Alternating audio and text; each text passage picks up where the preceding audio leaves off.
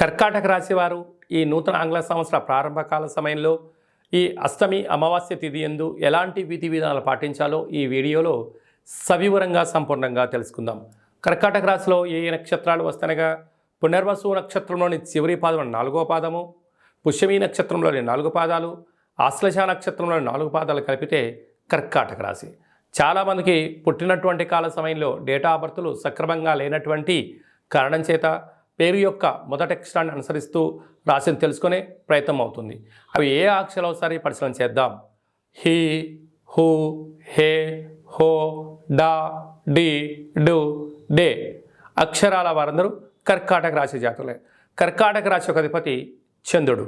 వీరికి తృతీయ స్థానంలో కేతు సంచార స్థితి సంచారం చేయడం వల్ల చిన్న చిన్న విషయాలకు ఆందోళన, అందరూ ఇటు తల్లిదండ్రులు, ఇంట్లో వాడిన వారు, ఆఫీస్లో ఉండబడిన వారందరూ కూడా నా పైన అధికారాన్ని చెలాయిస్తున్నారు అనే పరిస్థితి మీకు అధికంగా ఉంటుంది.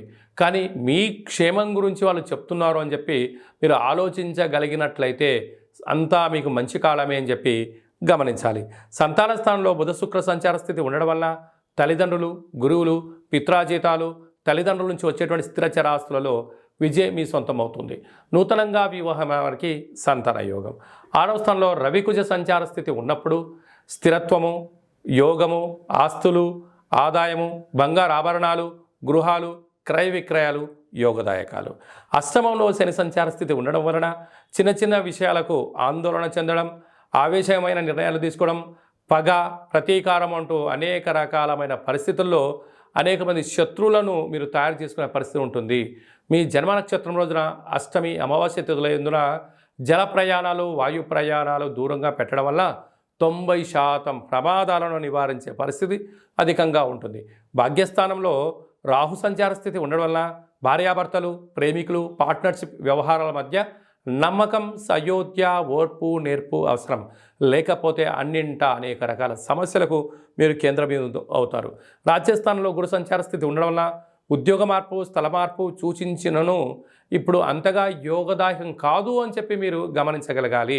అలాగే నీటి వ్యాపారాలు, హోటల్ వ్యాపారాలు, గృహ భవన నిర్మాణ కార్యక్రమాలు, వ్యవసాయ సోదరిమణులు, చేతి వృత్తులు చేసుకునేటువంటి వారందరికీ కూడా ఇది చాలా మంచి కాలము అని చెప్పి గమనించాలి. కనుక ఈ అష్టమి తిథి యందున ఈ ఆంగ్ల సంవత్సరం ప్రారంభకాల సమయంలో ఏం చేయగలగాలి అన్నట్లయితే ప్రతిరోజు తెల్లటి పుష్పాలను చంద్రుడికి నమస్కారం ప్రతిరోజు చేసుకొని శివాలయంలో రాత్రిపూటను ఏర్పాటు చేయడం, ఉదయం పూట కళవు వెంకటనాయకానిగా వెంకటేశ్వర స్వామి వారికి ప్రసాదాన్ని ఏర్పాటు చేయడము, శునకపు మహారాజులు కనుక కుక్కలకు ఆహారాన్ని మద్యాన్ని పోసినట్లయితే ఈ అష్టమ స్థానంలో శని ప్రభావము, మీరు చేస్తున్న వృత్తులలో ఉద్యోగుల ఆటంకాలు తొలగిపోతాయని చెప్పడంలో ఏమాత్రము సందేహమే లేదు అని చెప్పి గమనించాలి.